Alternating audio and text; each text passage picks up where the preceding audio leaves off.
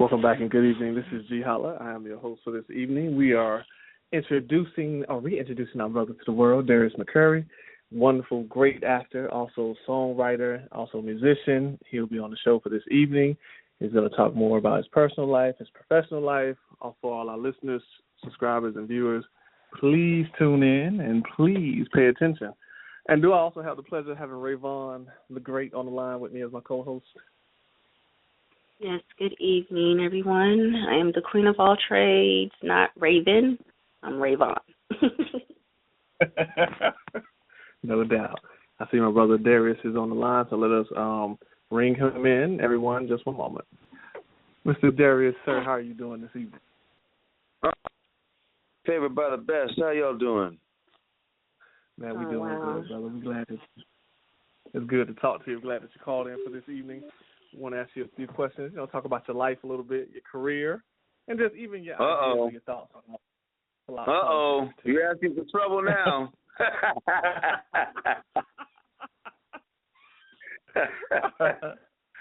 If they only knew what goes on in the mind of Darius Mccary while he's holding his daughter, Zoe, and putting her to sleep during an interview. That's sweet. Say hi, at least you're being father. Say hi. Say hi, baby. Yeah, understanding co-parent and awesome baby mama / wife. She's really cool. She's an extremely understanding person. So we don't really do the nanny thing. We keep it a family affair. I have a chance to involve my family and her family as often as possible, because it does take a village to bring up the children and raise them properly in the way that they should go. As the word says, when they're older, they won't depart from it. That's right. I agree. That's cool, man. Yeah. Yeah. And speaking of that, we need more powerful images of brothers actually out there like that, taking care of their children. Because for some reason, we know why. The media has... Well, there's an agenda. That's right. Come on, tell me about it. I want to hear this. Yeah, there's an agenda. There's an agenda, and actually, it's just my belief that war on the family starts in family court. It's a whole system that's been set up and put in place long ago to keep us divided and distracted. I believe that a lot of the sensationalism that we are so tuned into and we so subscribe to today plays a major part of it as well. All of that stuff is fantasy, and we get to watch these rap videos and seeing these girls shaking their big old booties and all that stuff, and and ordering bottles. I mean, in all honesty, can you really finish a whole bottle of vodka? Really think about it. If you sat down and I have nothing against anybody drinking. I like to have me a glass of wine, pop some champagne every now and then. But can you really finish a whole bottle in a setting to be responsible and make a responsible decision? Think about it. No. You're absolutely right. Who thinks about that? And now we're going to take it to a whole other. We're going to take it to a whole other level. We got sparklers coming out the bottle. It's like, come on, man. I'm going to tell you something. Back when we were coming up, when we were really doing it, I mean, I'm talking about doing it, not fronting like we were doing it, because there's a lot of fronting going on today. We would just buy out the bar.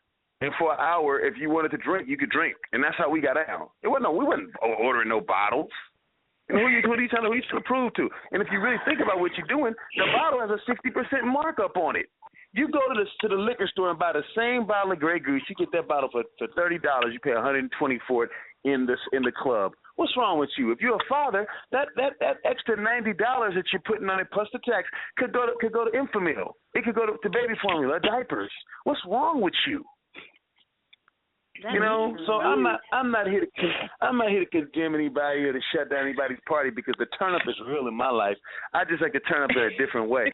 I like to turn up so I can be an example and show everybody how to turn up for 20, 25, almost 30 years plus in this industry.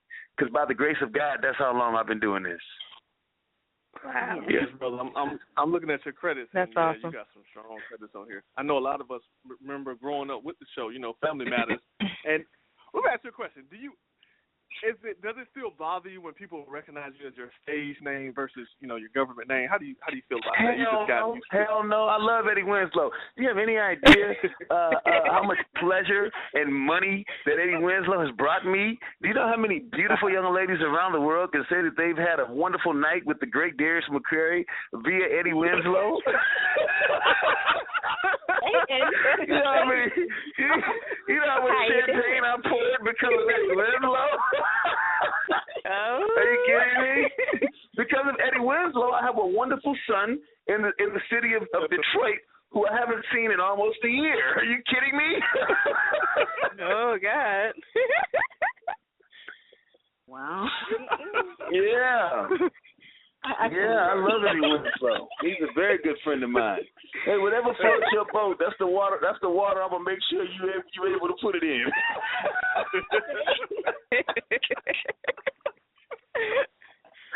Oh God!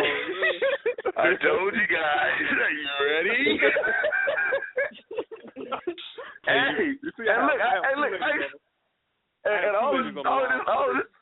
All this is going on while I'm holding my baby. Imagine on a Friday.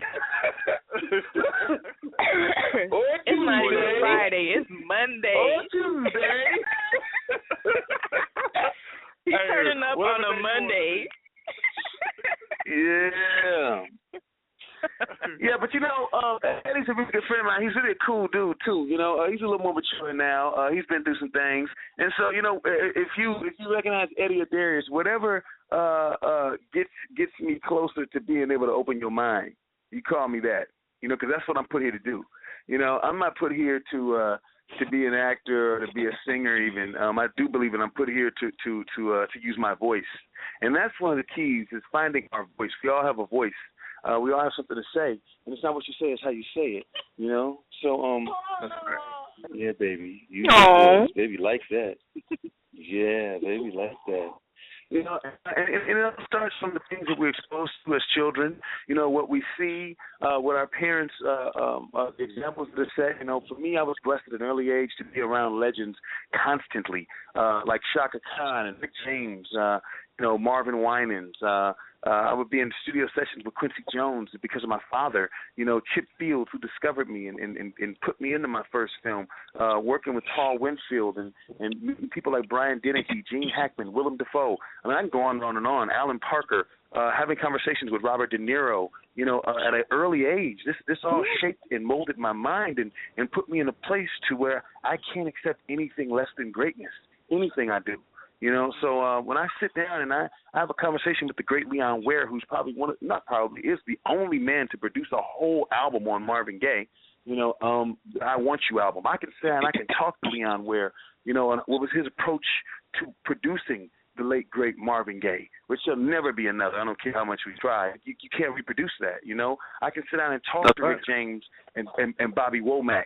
I can sit down and talk to Bobby Womack about his approach to chord structure, and what it was like to give the Rolling Stones their first #1 top 5 record. I have those experiences, and those are all based on decisions that my parents made to expose me to greatness. And I think that is the first thing that we have to do when we really take a look at ourselves is we have to decide, are we going to accept being mediocre, or are we going to reach past like that, huh, baby? Zoe likes that. Zoe said, nothing mediocre around here, huh, baby? Give that big smile. Yeah, girl. Yeah, and that's what it is. I don't even in anything mediocre. And today I just feel that there's so much mediocrity, so much. It's just okay. And we're just so impressed by all the sensationalism. People are doing anything for a little bit of attention. I mean, a little bit of attention. So what? You have 500 likes. Do those people really like you, or do they like the fact that you're acting a fool or putting your ass up on a sink in a selfie? Right. We have to really figure some things out. We have to look at some stuff for real. Yeah, that's right. But, how was you discovered originally? How did that come about? I went to a play, which is ironic, and it's full circle. Whenever I have the opportunity to do a play, I've had a chance to work with some great playwrights. Jacarius Johnson starred as a maintenance man. My favorite, J.D. Lawrence, and Rumors. We did 19, 20 cities, 22 cities. Broke a few box office records and got to hang out. But plays is how I was actually discovered by the amazing Auntie Chip Fields, who's Kim Fields' mom. And my father was working on this play called "Don't Get Started, God Started," which was an off-Broadway production. And Marvin Winans and my father did the music for this play. And I was hanging out backstage, and Chip said, "This boy's he's got it. I got to get him in this role." She took me to read for this role, and we're reading about 5,000 children, which was a big deal back then, because you didn't have internet and people weren't submitting themselves on tape and like and picking up on YouTube to become famous. I went and I read, and they were casting between New York, Chicago, and L.A., and they flew me to Chicago, and I went there and I read and got the role in a movie called Big Shots, produced by the gentleman who created and produced Ghostbusters. And it's just, acting has been one of those wonderful accidents that has kept happening. But truth be told, if that would have never happened, I probably would be known to you guys as a musician, because that's where my lineage is. My father, Howard McCary, the great Howard McCary, and the McCary family, who has made some incredible accomplishments. My father's Grammy nominated. Has worked with everybody, like I said, from Stevie Wonder to Diana Ross to Quincy Jones to Maria Muldaur to Chick Corea, you name it. My dad is he's arranged, produced, played, done some with somebody. My aunts and my uncles as well. So coming from a musical family, everybody in my family sings. Everybody in my family plays an instrument. If you don't sing and you don't play an instrument, you might have been disowned. So you might have a different last name. You could be a McCary and don't know it. So yeah. That's kind of messed up. Well, it's kind of real. I'm talking about some singing folks. Like, seriously, there's sometimes when we get together for family gatherings, and I'm like, can I take it, because I know we're gonna have to sing. You have to, But what's crazy is that's what keeps us together. It's like the family who prays together, stays together. Family prays together and sings together. Blings together. That's right. So from the songs that you have, like, which one was your favorite one to sing? Well, this project that we're going to be releasing, the full project, I promise, really soon.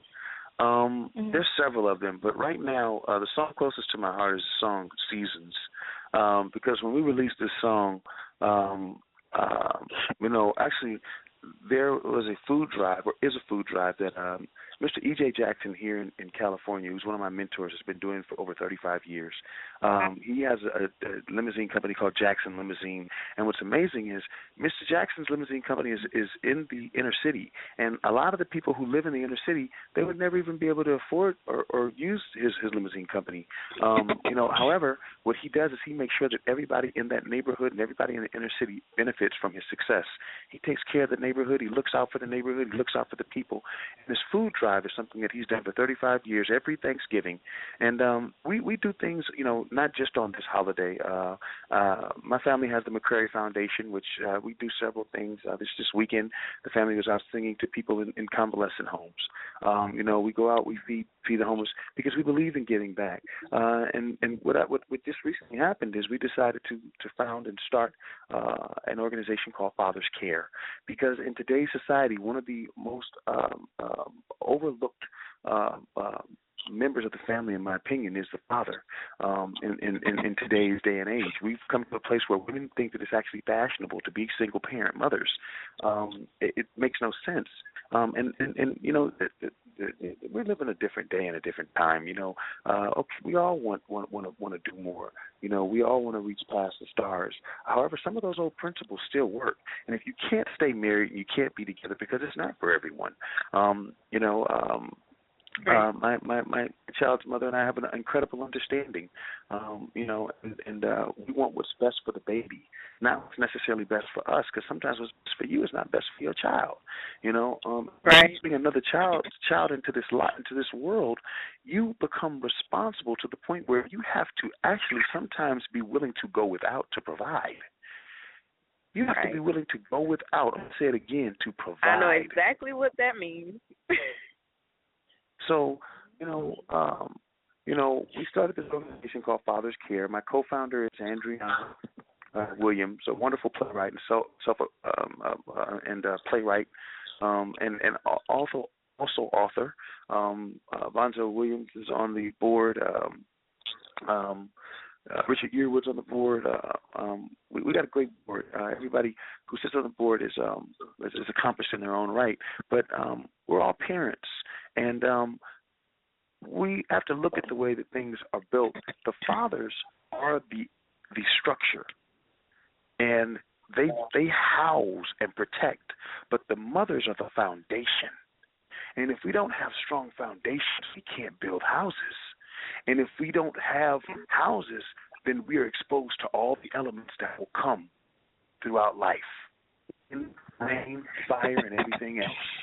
And so in today's world, it's very sad to me that when you look at these interviews and you see situations like Trayvon Martin and Tamir Rice and Mike Brown, you always see an attorney standing up talking by the mama.